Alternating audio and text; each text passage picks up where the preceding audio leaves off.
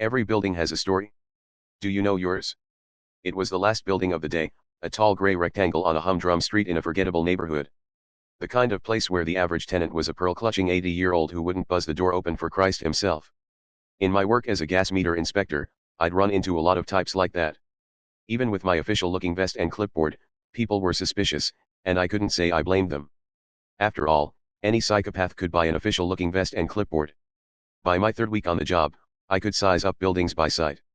I could usually tell whether I'd be dealing with busy professionals working from home, families with multiple children who were almost sure to be out of the house when I buzzed, or packs of young people who left their doors unlocked and often didn't even know what a gas meter was. I breathed a sigh of relief when I saw a bucket propping open the exterior door.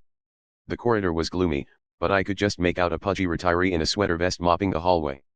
"Good afternoon," I waved from the street. "I'm for the gas company."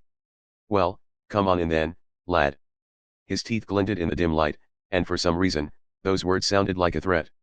The hair on the back of my neck stood up, and I realized I did not want to step into that dark hallway, with its ugly wood paneling and wet tile floor that smelled like bleach.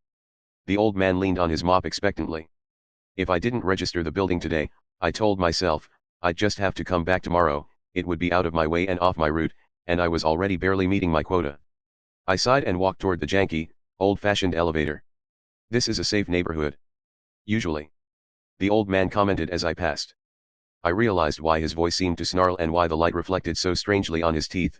They were made of metal, some kind of weird prosthetic. The old man must have noticed how I recoiled, because he held out a hand to steady me.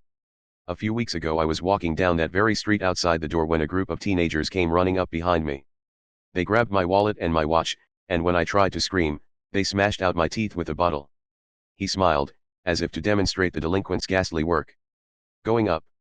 At least the guy didn't follow me into the elevator, I thought, as I rode the rickety thing up to the top floor. As usual, I'd work my way down, knocking on doors and marking down the responses I received. No one was home in apartment 5A, and at apartment 5B, a handwritten note was tapped to the door. "Gas meter, 8043.24, we do not open the door for strangers." I rolled my eyes and took note of the number before continuing down the stairs. There was no natural light in the hallway, which was lit only by dusty wall lamps. The hair on the back of my neck was standing up, but I couldn't figure out just what it was about the place that unnerved me so much.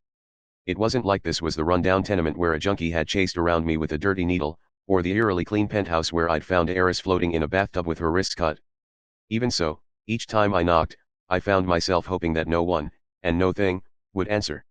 When the door of apartment 4B opened just a crack, I think I actually jumped backward a little. Yeah. A cigarette dangled from the lips of the overweight blonde woman peering at me from the other side of the chain. She looked me over with worry, maybe even fear, in her tired blue eyes. "What?" "Hi, I'm here to." "Oh. Right. The gas." "Well, come in." I could hear the echo of cartoons and squealing kids from deep inside the apartment. Something bothered me about the way the woman had answered the door, but I was halfway to the meter before I realized what it was. She'd opened up almost as soon as I'd knocked. Like she'd been listening for something. As I scooted around overflowing stacks of cardboard boxes, I told myself that I was letting my imagination run away with me. "Sorry," the blonde woman coughed. "We're still unpacking." "It's all right," I said, slipping on a child's sock. "I see why they can't keep tenants, though." She blew out a cloud of smoke. "Whoever's in the apartment below us makes noise like you wouldn't believe.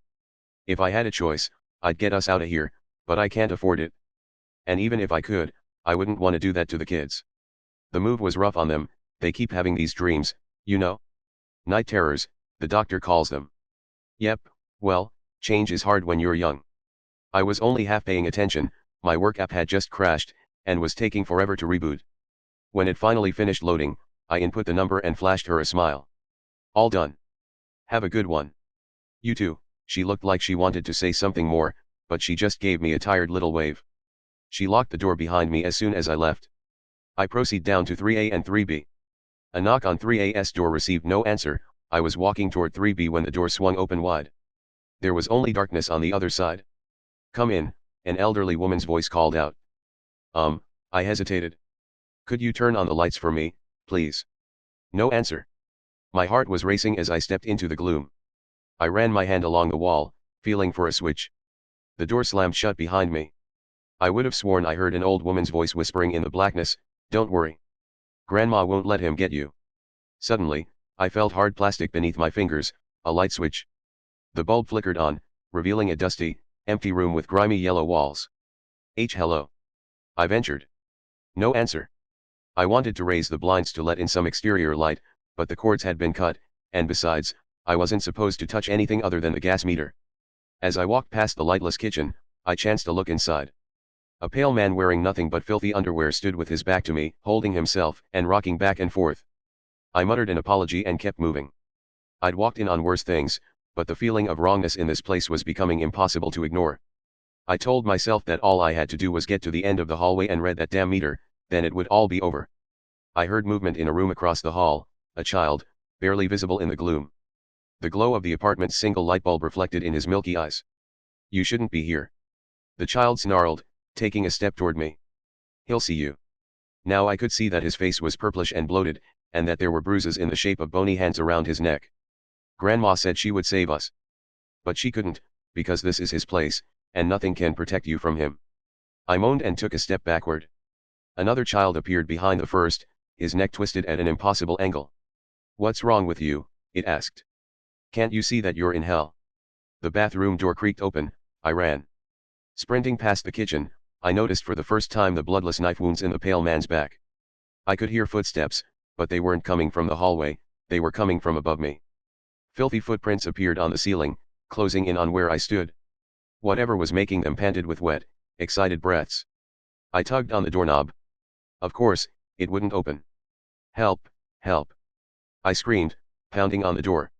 In a few seconds, the thing would be right on top of me. A key turned in the lock and I practically fell into the hallway. It was the retiree from earlier, still holding his mop bucket. Did you get locked in or something? He chuckled. You're lucky the super gave me a spare set of keys. I moaned something incomprehensible and gestured over my shoulder. But there was nothing behind me but yellowed walls. Let me guess, he snorted, you saw that apartment wide open, went inside, then the door blew shut behind you. It happens all the time in this drafty old place. I keep telling the super that he needs to fix the damn lock so that door doesn't creak open all the time, but he won't lift a finger until he gets some renters in there. And good luck with that. I wouldn't go in that apartment if you paid me. What do you mean? I gasped, trying to keep up with the retiree as he walked back downstairs. It was a tragedy, a real shame. We all knew the old woman who lived there was a bit batty, but nobody realized how far gone she was till it was too late. She thought that there was some kind of presence in the apartment, him, she called it, and she convinced herself that he was gonna take her grandkids away, so she strangled them in their sleep. To protect them, she said. Can you believe that? Then, when her son found out what she'd done, she stabbed him to death right there in the kitchen. The retiree shook his head as he locked up the mop and bucket in a grimy janitorial closet. The strangest part was how they found the old woman afterwards. She was laying right in the middle of the living room with a face like she'd been screaming her head off, but there wasn't a mark on her, it was like she'd been scared to death. But listen to me. Rambling on and on when you've got a job to do. It's 12:46:15. The retiree finished cheerfully. Huh. I mumbled. My gas meter. It's 1246.15, and I'm in apartment 2A. Got all that. My legs felt weak. I staggered toward the door. Hey, the retiree shouted after me, where are you going? Don't you have more apartments to check? I did, but I didn't check them, not that evening nor any other. I turned in my resignation as soon as I got back to the office. My days of walking into strange apartments were over, but what had happened in Unit 3B of that anonymous gray apartment complex stuck with me. It made me think that every building, just like every person, has its own true story. And some of those stories are horror stories.